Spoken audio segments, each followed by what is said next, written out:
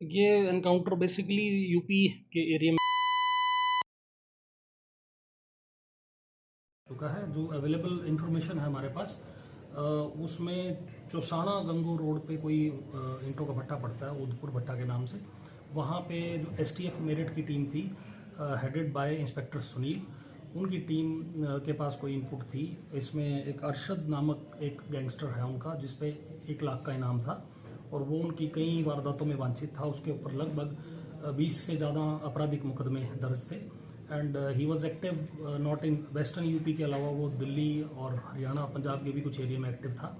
और बेसिकली ये कग्गा गैंग है यूपी का और मुकीम गैंग है, उसको ऑपरेट कर रहा था और उसका सरगना मेन आदमी था। तो उसके साथ 3 व्यक्ति और थे, जिसमें तीनों वो हरियाणा के निवासी हैं। एक व्यक्ति सोनीपत के रोहट गांव का है जिसका नाम मंजीत है। 2 व्यक्ति जो करनाल जिला के हैं, एक सतीश नामक व्यक्ति है और एक मनवीर नामक व्यक्ति है। तो ये चारों एक ब्रेजा गाड़ी में थे, जहाँ पे क्रॉस फायरिंग हुई। इन्होंने जो अपराधी थे, इन्होंने पुलिस के ऊपर फायर किया और जवाबी कार्रवाई में इन चारों की भी डेथ हो गई है। जो इसमें ऑपरेशन को लीड कर रहे थे इंस्पेक्टर सुनील, एसटीएफ मेरठ के, और उनको भी गोली लगी। उनको प्राथमिक उपचार के लिए जैसे बॉर्डर एरिया पड़ता है तो करनाल पास पड़ता है, तो करनाल के अमृतधारा हॉस्पिटल में लेके आया गया, जहां उनको प्राथमिक उपचार के बाद उनकी हालत गंभीर होने के कारण उनको मेदांता शिफ्ट किया गया है। और यहाँ से इन पुलिस प्रोटेक्शन, पुलिस हेल्प के साथ उनको शीघ्र अतिशीघ्र मेदांता पहुँचाया गया। बट अनफॉर्चुनेटली उनकी भी आज ड्यूरिंग ट्रीटमेंट डेथ हो गई है, उनको भी शहादत इसमें मिली है। ये सारा इंसिडेंट है। ये सतीश कौन है सर? मनवीर कौन है?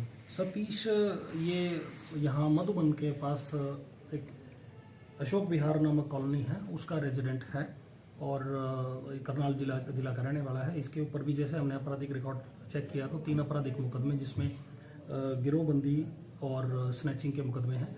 तो ये 3 मुकदमे इस पे पाए गए हैं। और मनवीर ये पीर बड़ौली, जो गरौंडा थाना के अंतर्गत एक गांव पड़ता है, ये वहाँ का निवासी है।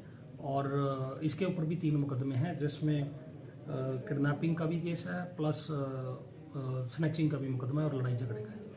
सर, सतीश जी का सुनील जी का जाना एक बहुत बड़ी क्षति है हमारे देश के लिए।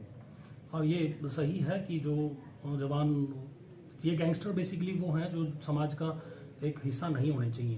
तो ये समाज के लिए बड़ी मतलब बहुत बड़ी बीमारी होते हैं और इन्हीं को कंट्रोल करने के लिए पुलिस का हर जवान लगभग दिन रात तैनात रहता है।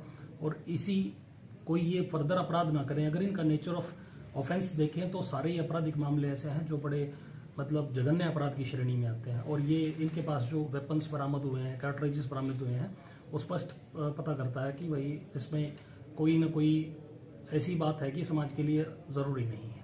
और उसको प्रोटेक्ट करने के लिए या अपना समाज में अपनी ड्यूटी करते हुए एक जवान का शहीद होना उसके परिवार के लिए और डिपार्टमेंट के लिए बहुत बड़ी क्षति है। पर इसको शहादती हम मानेंगे।